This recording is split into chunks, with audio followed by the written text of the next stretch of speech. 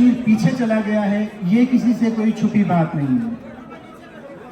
अगर आप मेरी बात गौर से सुनेंगे तो मुझे समझाने में मजा आएगा आपको, if you will be attentive.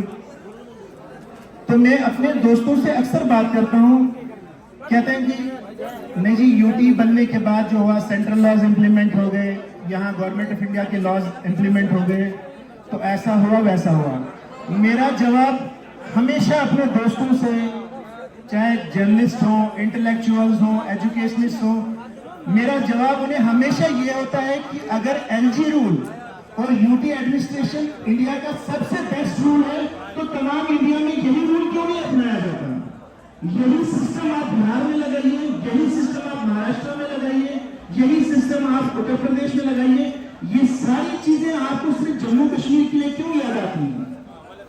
आपने 2014 में देखा होगा कि पीडीपी ने नारा लगाया कि अगर बीजेपी को बाहर रखना है तो आपने पीडीपी को वोट देना है। बीजेपी ने यहां तक चले गए कि पीडीपी जो है ये पाकिस्तान की पार्टी है, ये पाकिस्तान के साथ मिले हुए दहशतगर्दों की पार्टी है, एनसीपी भी वही इल्जाम लगाया।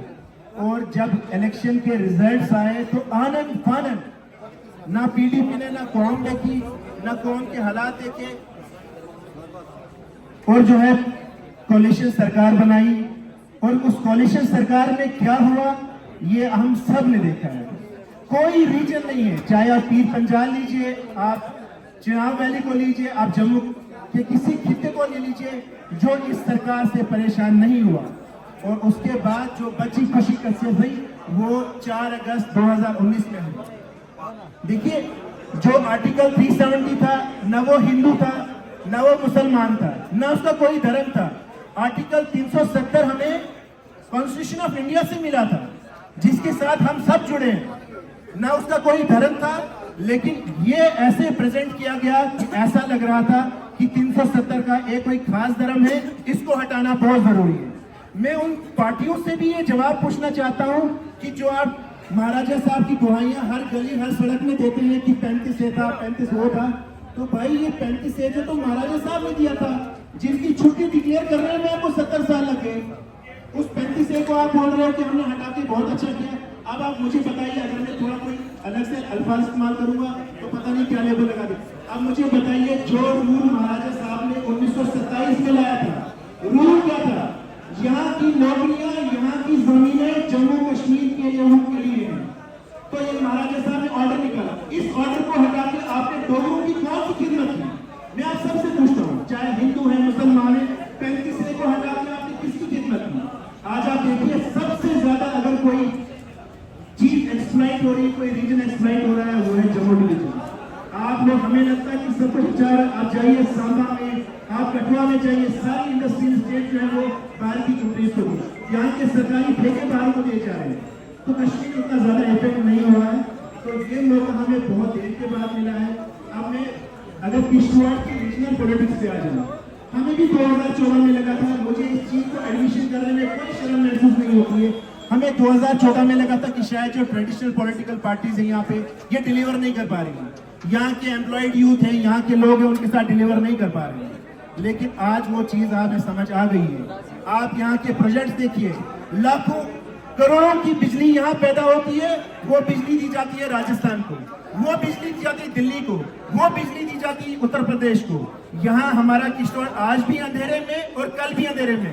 मैं द्रावशाला की हालत देख रहा था, पूरा गांव हिल गया है। आप शायद सारे दानिशमंद लोग बैठे हैं, आप देखिए कश्मीर या जम्मू के सारे न्यूज़पेपर इसको कवर करते हैं, किस तरीके से चिनाब वैली को तबाह बर्बाद कर दिया गया है।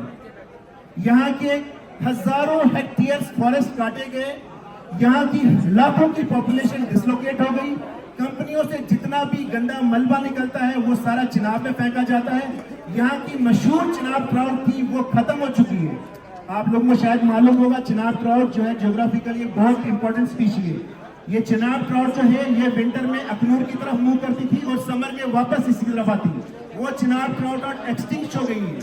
तो ये चीजें हमें नजर नहीं आ रही है। हमारा क्लाइमेट चेंज हो गया है। अब बेसिक देखी जाए तो हर साल हमारे चिनाब रीजन से कम 1200-1500 ग्रेजुएट्स निकलते हैं, चाहे इंजीनियर्स हो, मेडिकल कॉलेजेस हो, बाकी वो सारे एम्प्लॉयड जो है वो दर बदर फिर रहे हैं। हमारे पढ़े लिखे लोग जो है वो बेरोजगार भ्रष्ट नहीं हुआ इन्वॉल्व हो गए, कोई पॉलिटिकल पार्टी से बात नहीं करती है। और बात आ गई 2024 के इलेक्शन के बाद, तो बाद इलेक्शन में अपने काम पे ना सड़क पे इलेक्शन लड़ा जा रहा है, ना प्रोजेक्ट पे इलेक्शन लड़ा जा रहा है, ना सड़कों पे इलेक्शन लड़ा जा रहा है, इलेक्शन लड़ा जा रहा है सिर्फ और हिंदू और मुसलमान। मैंने परसों भी आपने डिबेट में कहा था, अगर आप चौरासी की एग्जाम्पल ले लेंगे तो देखिए जनाजा भी वहीं पे होता है और जन्माष्टमी का प्रोसेशन भी वहीं होता है। अगर चिताएं वहां चलती है तो हमारे जनाजे भी उस जगह होते हैं। रामनवमी का अगर जुलूस निकलता है वही निकलता है, वही ईद की नमाज भी पढ़ी जाती है। ये हमारा भाईचारा, ये अलग से बीजेपी वालों ने और ये जो राइट विंगर्स ने अलग से नारा दिलाई। ये देखिए हमारे हिंदू भाई यहाँ पे बैठे हैं, ये सारे, ये कौन सा है गुड हिंदू और बैड हिंदू? ये जो हिंदू भाई हमारे साथ यहाँ बैठे ये बैड हिंदूज है, या जो हमारे मुस्लिम भाई वहां बैठे तो बैड मुस्लिम हुए? इन डेफिनेशंस को हटाने की हमें अहम जरूरत है। हमारे भाईचारे को अगर कायम रखना है, मैं आपसे गुजारिश कर रहा हूं कि ऐसी जैसी सोच रखने वालों लोगों को दूर रखिए। आप इनसे सवाल कीजिए प्रोजेक्ट्स पे, आप इन पे सवाल कीजिए सड़क पे, आप इन पे सवाल कीजिए अस्पतालों पे, डॉक्टर्स पे। हम सवाल करते हैं ये बोलते हैं हिंदू मुस्लिम, हम सवाल करते हैं ये बोलते हैं। देखिए मार्टियर, इस आतंकवाद के शिकार में हमने हिंदू भाइयों से ज्यादा एड्रेस करूंगा, इस आतंकवाद के शिकार हम सब हुए हैं। यहाँ पे परिहार ब्रदर्स की किलिंग हुई, यहाँ पे चंद्रकांत जी की किलिंग हुई, उससे पहले सतीश भंडारी जी की किलिंग हुई, वो भी मार्टियर से। लेकिन यहाँ पे हमारे काजी साहब मेरे मोहल्लेदार, उनकी भी उनकी शॉप पे किलिंग हो गई। यहाँ लोन साहब की किलिंग हुई, यहाँ भगवान साहब की किलिंग हुई। मेरी मदर के 3 छात्रों में 3 कजिन्स की डेथ हुई, किलिंग की गई। एक को गला दबा के मार दिया, एक को गला काट के। अगर मार्टियर्स हमारे सतीश जी और परिहार जी हैं, वही मार्टियर्स हमारे काजी साहब और लोन साहब की है।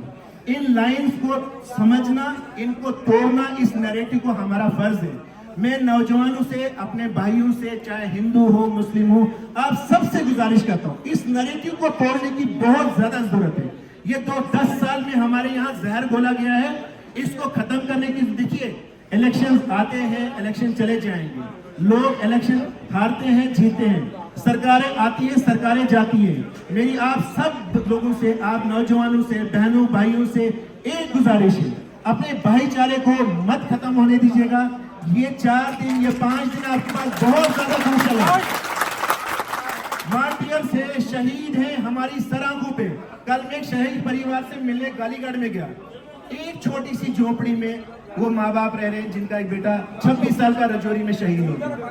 अगर इंडियन आर्मी शायद उनकी हेल्प नहीं कर, कोई पूछने वाला नहीं। आप जाके देख सकते, I have uploaded that photograph on Facebook. आप जाइए, झोपड़ी में रहते हैं गालीगढ़ में, छोटे में। अगर इंडियन आर्मी उनकी रेस्क्यू पे नहीं आती तो उन लोगों को कोई पूछने वाला नहीं। परिहार ब्रदर्स की किलिंग यहाँ पे हुई, शहादत हुई हमारी सराखों पे। वो शहीद न मुसलमानों के लिए है न हिंदू, वो सब के लिए लोकप्रिय है, सब के लिए सर्वप्रिय है।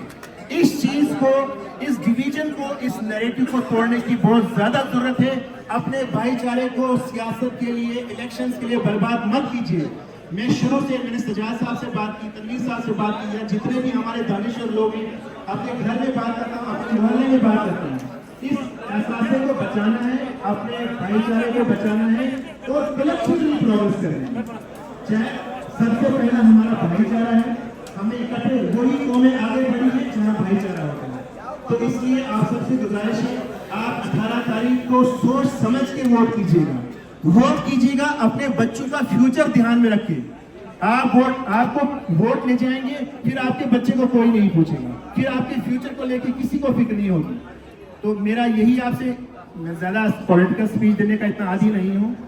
मैं लिखता हूँ आर्टिकल्स, मैंने इससे पहले भी बहुत बार लिखा है, लिखता रहता हूँ। दैट इज, वो अपनी हर एक बंदे की नैक होती है। बट आप सभी से गुजारिश है, एक ही नारे पे मैं खत्म करूंगा अपनी स्पीच को, हिंदू मुस्लिम सिख इतिहाद जिंदाबाद जिंदाबाद। The sound, the volume should be louder.